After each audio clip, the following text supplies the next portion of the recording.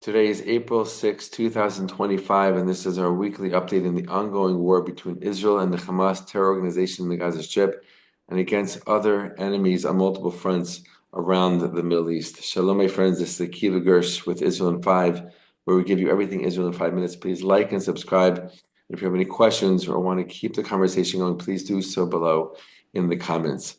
The fighting in the Gaza Strip continues as Israel continues to put military pressure on Hamas throughout the Gaza Strip and various points and regions in the Gaza Strip, trying to force them to release the remaining hostages being kept in brutal conditions in the Gaza Strip. There are still 59 Israeli hostages being kept, some of them alive, some of them dead, and Israel is doing all that it can militarily to put that pressure on Hamas and get these hostages home finally after over a year and a half of being kept in custody.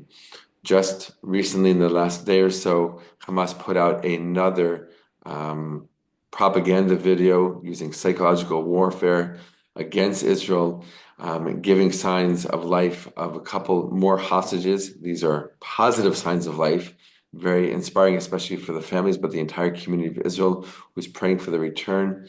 But Hamas uses these videos as part of their psychological warfare campaign against Israel, specifically against the Israeli civilian population. Israel continues to strike at Hamas targets and infrastructure all throughout the Gaza Strip, pushing them into a corner, pushing them hopefully into a place where they will finally release the hostages and give up.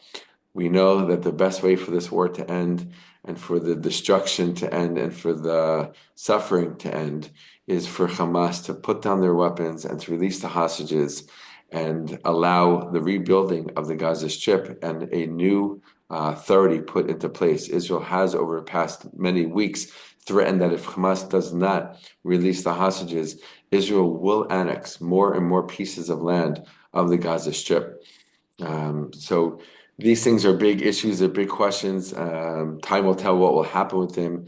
We're seeing these events unfold as we speak. Of course, we'll keep you updated with that. But as this war continues on, now making it Israel's longest war ever, we will see what will happen with the area of the Gaza Strip. Of course, there's still the plan on the table for the relocation of Gazans to other places around the Middle East, even around the world. Some Gazans, hundreds of them at least, have already relocated to areas in Europe as well as in the Far East.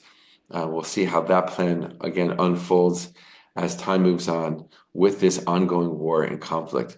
There are other fronts, of course, in this war. Israel still taking out Hezbollah infrastructure in southern Lebanon to get rid of the threat that continues to exist there. And renewed fighting happening between Israel and forces in Syria this past week as Israeli soldiers there were shot at by enemy forces in Syria.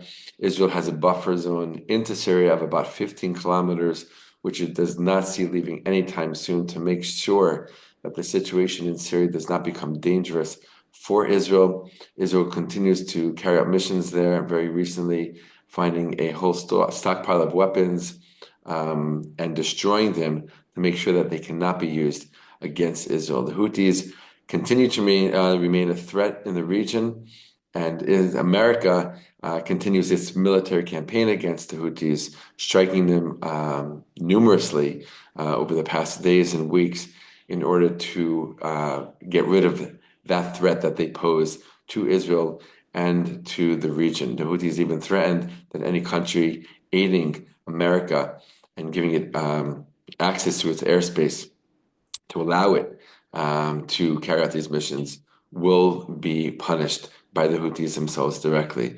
So the war continues, the conflict continues on multiple fronts, on multiple sides, and many Israeli civilians still being called up for reserve duty as we speak, some of them for months at a time, into the holiday of Passover, which is coming up in just a week, the holiday of freedom. And many Israelis, as we get ready to enter our second Passover since the beginning of this war, since October 7th, many Israelis are asking, how can we truly sit at our tables, celebrate freedom, talk about freedom, while there are still 59 Israelis being kept in captivity in brutal conditions in the Gaza Strip by our enemies. We hope that this week we'll see the release of more hostages as the military force on Hamas continues to strengthen and strengthen.